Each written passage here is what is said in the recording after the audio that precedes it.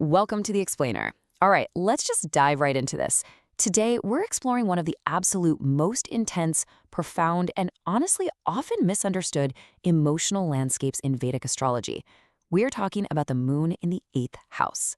Now, if you're already familiar with this placement, or maybe you just really want to understand the deep layers of how we process the past, you probably know that the eighth house, yeah, it's not about surface level feelings. No way. It is the realm of the hidden, the transformative, the completely deep. And when the moon, which remember is the celestial body representing our mind, our emotions, our whole inner world, when it sits here, the journey is literally nothing short of an emotional rebirth. So we're going to unpack the specific tendencies of this placement and map out this incredible journey from basically holding on to the past to stepping fully into your own profound personal power. The mind revisits what the heart has not fully processed. Just take a second and really let that sink in. I mean, this isn't just some pretty poetic statement, right? It's basically the fundamental operating system for this entire astrological placement. If you have ever found yourself wide awake at 2 in the morning, just obsessively replaying a conversation from like 5 years ago, or maybe feeling this sudden massive wave of grief over a chapter of your life you swore you'd closed, well, this is exactly what we're talking about. Your mind is actively being pulled backward simply because the heart still has some unfinished business. So at its very core, having the moon in the eighth house creates an incredibly deep emotional memory. It builds this powerful, almost magnetic attachment to past experiences. In the whole framework of Vedic astrology, this specific placement points to emotions that just do not release easily at all, especially after an ending has occurred. For someone with this placement, feelings aren't just a light switch, you know? You can't just flip them off the second a situation wraps up. They're way more like a slow-burning ember. The emotional glue here is incredibly strong, meaning moving on is never, ever just a quick decision. It's a massive, complex internal process. Section 1, Deep Emotional Memory. Let's get into it. To really wrap our heads around how this works in real time, we need to look at the actual mechanics of this attachment, right? Like how this placement literally anchors a person to their history. The source material gives us some very grounded tendencies for this. First off, there's a profound real struggle to emotionally detach from past relationships or experiences long after they are officially over. It is this lingering energetic tie. And coupled right with that is a super strong emotional sensitivity to loss. Now, hear me out.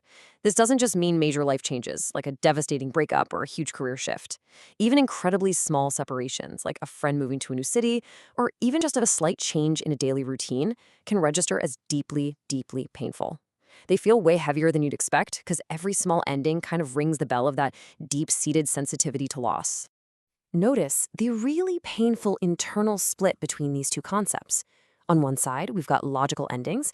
The calendar says it's over, the lease is up, the bags are packed. The brain completely knows the situation has concluded. But on the flip side, we have emotional endings. And for the eighth house moon, yeah, these two timelines rarely, if ever, match up. Even when a situation ends completely logically, the feelings remain wide open and totally unresolved. It's such a difficult space to live in, when your logic is screaming at you to move forward, but your heart literally feels like the door is still standing wide open. Because of that huge disconnect between logic and emotion, we end up seeing these repeated emotional memory cycles. And it usually follows these three distinct steps. Step 1, an ending occurs. Okay, simple enough. Step 2, time passes, and on the surface, everything seems totally fine. You're doing great. But then, bam, step 3, old feelings suddenly rush back. And they don't just come back as mild nostalgia either. They return through vivid memories, intense dreams, or just completely sudden triggers, and they feel startlingly real all over again. It's honestly as if time hasn't passed at all, just bringing the past crashing directly into the present moment. Moving on to section 2, the silent emotional weight. So this brings us to a much quieter, definitely more intimate phase of this placement. Because these cycles are just so intense and honestly so hard to explain to the outside world, the individual usually turns inward. Think about it. What happens when you're carrying a massive emotional load but feel like you absolutely can't show it? Well, these bullet points lay out the hidden grief patterns that are super typical of this placement. Sadness is very rarely broadcasted to the world. Instead, it is deeply internalized. Rather than expressing the hurt out loud, the natural tendency is to withdraw and process the pain in absolute privacy. So you might see a completely stoic exterior while internally, the mind is just actively replaying old conversations, dissecting past moments, revisiting old relationships. It's a really solitary undertaking, just carrying this massive emotional weight in total silence while the outside world thinks everything is perfectly normal. All right, section 3, the path to rebirth.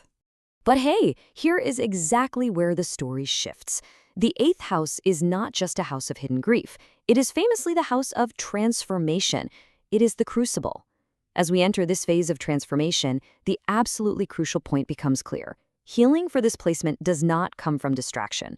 Nope, it does not come from just getting over it or pushing the feelings down. Healing through emotional depth means that true transformation happens only after fully feeling those suppressed emotions. Avoidance, it just straight up doesn't work for the 8th house moon.